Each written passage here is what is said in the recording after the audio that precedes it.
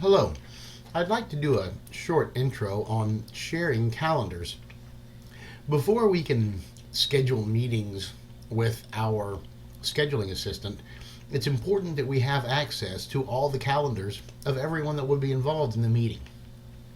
There's a couple of ways to do that, and that's to either make sure that you share your calendar with everyone who may be interested in meeting with you, and or they share theirs with you through the calendar permissions.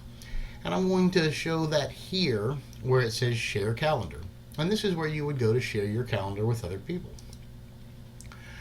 And here I can pick someone I want to share my calendar with.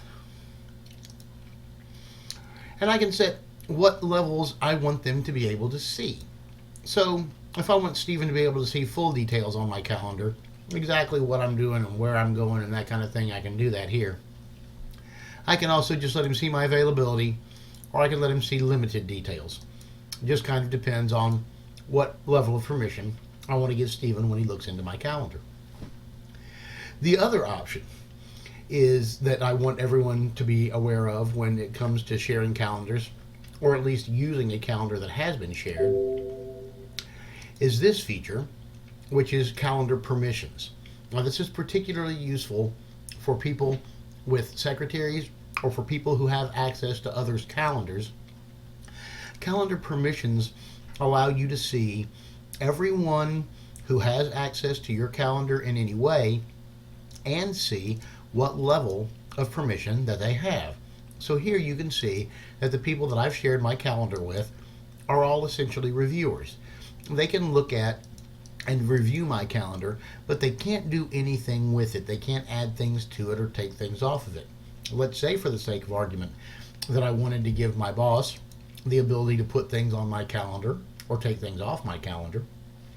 Once my calendar has been shared with that person, I can come in and alter their permission level. And I can say, hey, this person just became the owner of this calendar. They are a publishing editor, they're an editor, they're a publishing author. These detailed all have subtly different details of permission levels in them, and you would want to look at each of these levels in the help file to see exactly where you wanted to set people's permission levels. But generally speaking, something around the level of editor or publishing editor for a secretary would allow them to get into their principal's calendar and make changes or add things or remove things to the calendar if the principal was comfortable with them having that level of access. In any case, these levels of permission are granted by the individual owners of the calendars, and I just wanted to bring them to your attention because if you want to be able to use them, if you want to be able to create appointments on someone else's calendar without them having to approve them, you would need for them to give you the permissions to do that. And that's really all there is to this little piece. And that would be, again, just the way to share your calendar with someone or the way to adjust calendar permissions so that someone you've shared your calendar with has the ability to edit it in a more powerful way.